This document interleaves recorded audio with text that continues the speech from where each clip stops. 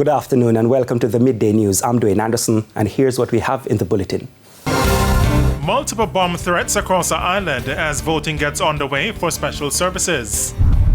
Prime Minister Dr. Andrew Holness breaks silence on CCJ, pushes for local final appellate court. And later in sports, Cavalier held to a draw at home in CONCACAF Caribbean Cup. Now the details. An investigation is underway into what appears to be a coordinated bomb threats across the country. Several PICA and other government offices have been affected. The Jamaica Fire Brigade told our news centre that there are bomb scares at PICA offices in the corporate area, Montego Bay, Mandeville, Maypen, St. Anne and Port Antonio. The JFB Commissioner Stuart Beckford says other government offices, including the Ministry of Local Government, the UDC on Ocean Boulevard, Jampro and the NHD are all affected. Commissioner Beckford said the brigade is stretched responding to all these incidents. National Security Minister Dr. Horace Chang also provided an update on RGR's hotline earlier today. The security forces, JCF, JDF, are aware of it. Yes. And tracking them. The intelligence would suggest that this is more like a mischievous, but we are taking all threats seriously and will investigate them. We have advised agencies to immediately their internal protocols, because we do have protocols and these were all renewed after the threat to the schools, which took place a couple of years back. And therefore the permanent secretary is all aware. We had the CAB6 sent out a notice to everybody. And I said agencies are taking steps to, apply what we consider the internal protocols. And that was the National Security Minister, Dr. Horace Chang, speaking to Emily Shields a short while ago. Now, as voting continues, the security forces and election day workers cast their ballots today. Just over 45,000 persons are eligible to vote. The Electoral Office of Jamaica, EOJ, says so far there have been no reports of disruption. Director of Elections, Glasspool Brown, says all polling stations opened on time and voting has been progressing smoothly. Meanwhile, the National Security Minister, Dr. Horace Chang, says, no, it has not been impacted. The police have enough personnel deployed to the various areas to investigate. And the Chief Commissioner of Police is very sensitive to it, and they've had cross-discussion with the other elements of the security forces who can visit and do the required search. Meanwhile, Member of Parliament for St. Catherine Eastern, Denise Daly, says she's hoping that the challenges which existed during the special services voting in the local government elections have been addressed. At the time, some police officers who went to polling stations at the Southborough Division in Portmore encountered delays. If it happened there, I do not know how widespread this will be now. So I'm just saying that we take all the precautionary measures that this will not reoccur, because those persons cannot vote on the civilian list.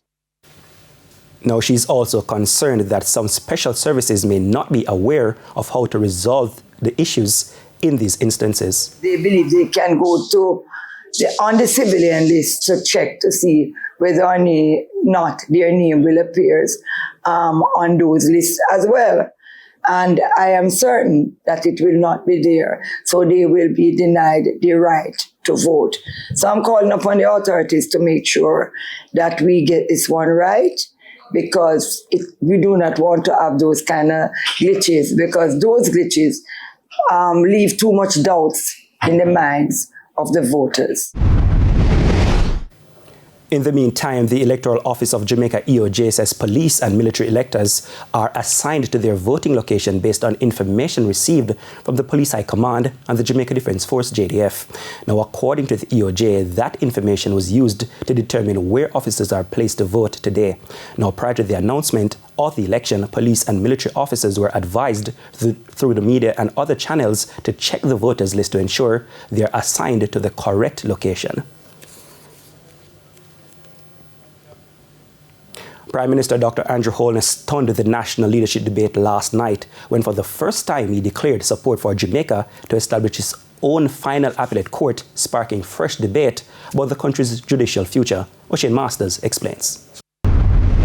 A major flashpoint in Thursday night's national leadership debate was Jamaica's path to judicial reform, as Prime Minister Dr. Andrew Holness, for the first time, publicly expressed support for a local final appellate court instead of adopting the Caribbean Court of Justice, CCJ.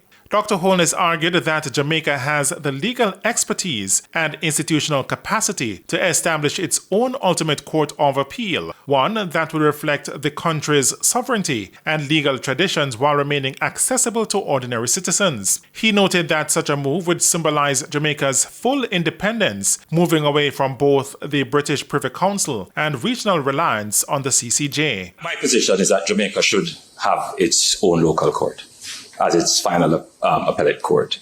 But I also do respect the Caribbean Court of Justice. I will say, however, that on a matter as important as this, that forms the architecture of our nation, the people must be consulted. And that is why I put in place a process that would begin these consultations in a practical and phased basis, a process which has been thwarted by the opposition. Opposition leader Mark Golding strongly disagreed, reiterating the People's National Party's commitment to making the CCJ Jamaica's final appellate court. Now, he stressed that the CCJ already provides regional legitimacy, tested jurisprudence, and cost-effective access to justice compared to the Privy Council in London. We want to follow the Constitution, and the Constitution has been ruled by the Privy Council as the highest court, as not requiring a referendum for the decision as to whether or not the CCJ should become the final court replacing the Privy Council. And that is what we think ought to be done. No other country that has moved away from the Privy Council has had a referendum to do so. And there are good reasons for that. Analysts have since questioned whether a purely Jamaican final court is practical at this stage. Why are you going to put an issue that can be easily rectified within the parliament back to the people? Because we're at a point where we must have a referendum on the matter of the Republic, right? Yeah, so why not add that to it as well? And can't the Prime Minister have a personal view, but chooses not to use his authority as Prime Minister to force it upon the people? I think that's absolutely reasonable. But for attorney-at-law and broadcast journalist Jodian Quarry, the Prime Minister puts on the table he wants a local court, respects the CCJ, but thinks that we should have a local court. The Judicial Committee of the Privy Council, though, is still in place. We are now having a conversation that brings in a whole third about a whole way of how much money is it going to cost, what does it look to set up, everything. I think it expands the conversation. It's a definitive answer for the first time that we have received tonight, and I think that it is useful going forward, but it is one that I did not expect to hear. With the general election 4 days away, the debate has reignited national discussion on how Jamaica should finally sever its judicial ties with Britain and whether the country is ready to stand alone or stand with the region. O'Shane Masters, TVJ News. With just days to go before Jamaicans head to the polls, members of the disabled community are raising renewed concerns about inclusion. Now in St. James, I tell you what, let's take a quick break and return with that story. Please stay with us.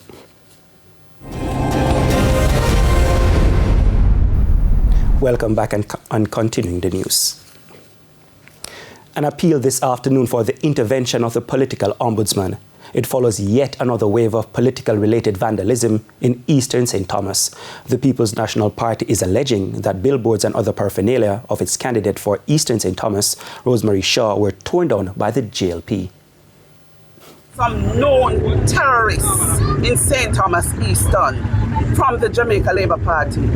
For the past 7 weeks, they have been going around tearing down our billboards, tearing down our signs and our flags. And I just want to send a strong message to them that under no circumstances we are going to tolerate that sort of criminality in this constituency. On the 3rd of September, the people is going to make sure that we turn back that sort of politics. She's also appealing to the people of St. Thomas to be vigilant and to turn back the dark age of bad politics.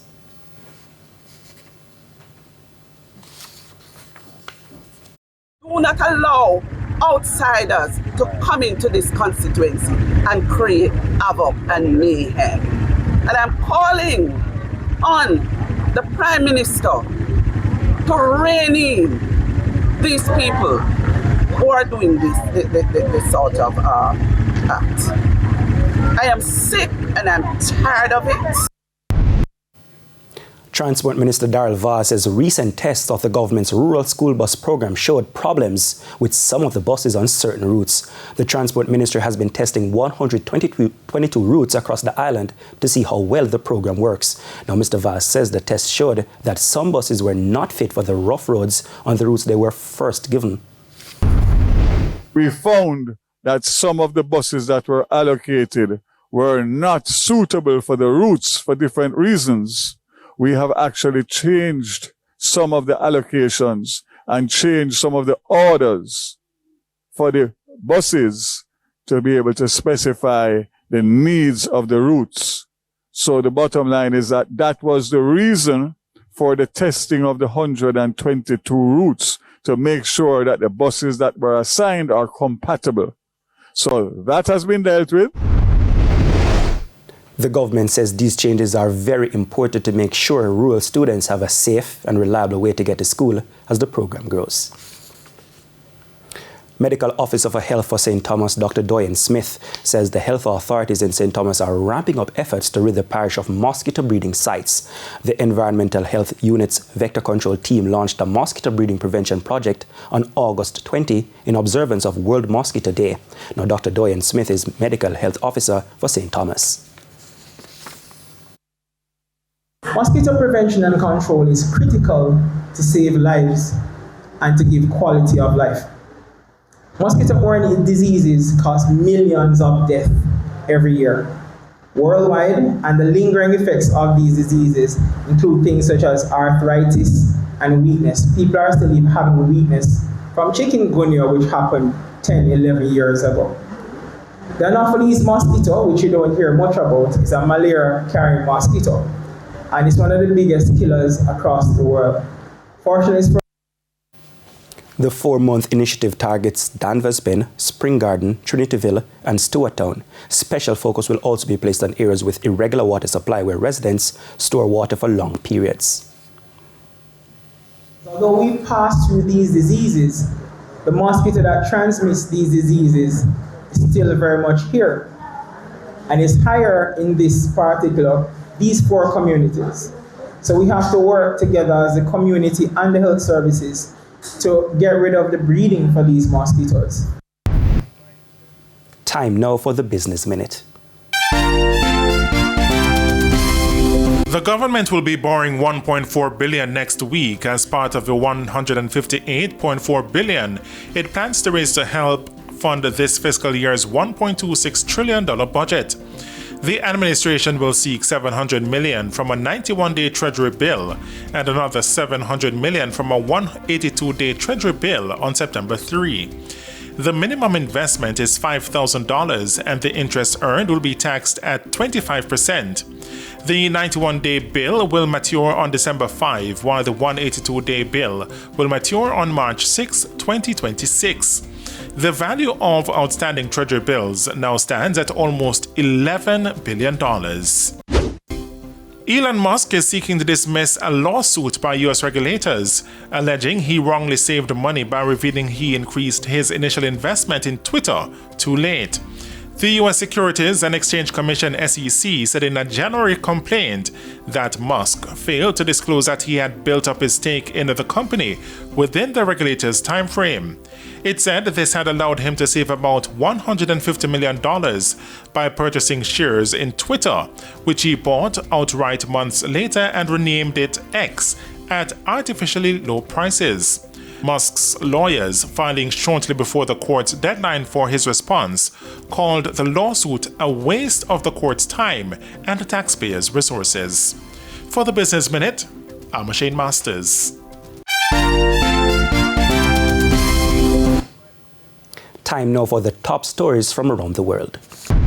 In the region, Grenada has become the latest Caribbean community CARICOM country to suspend the shipment of all small parcels and packages valued up to $800 to the United States due to new regulations announced by the Trump administration. The new measures go into effect as of Friday, and the Grenada Postal Corporation (GPC) said that the new regulations end the duty-free exemption on items under $800, which now requires prepaid customs duties and complex electronic filings. On the international scene, Thailand's Prime Minister has been removed by the Constitutional Court, plunging the country's politics into turmoil and dealing a blow to its most powerful political dynasty. Paetongtarn Shinawatra was dismissed for violating ethics in a leaked June phone call, where she could be heard calling Cambodia's former leader Hun Sen uncle and criticizing the Thai army amid worsening border tensions with Cambodia. The call, leaked by Hun Sen himself, damaged her reputation, and critics accused her of undermining the country's army. The ruling makes Paetongtarn, the daughter of former PM Thaksin Shinawatra, the fifth prime minister to be removed from office by the court since 2018. And those were the top regional and international stories. I'm Carrie Ann Simpson. We head to a quick break, but when we come back, we'll have sports, so please stay with us.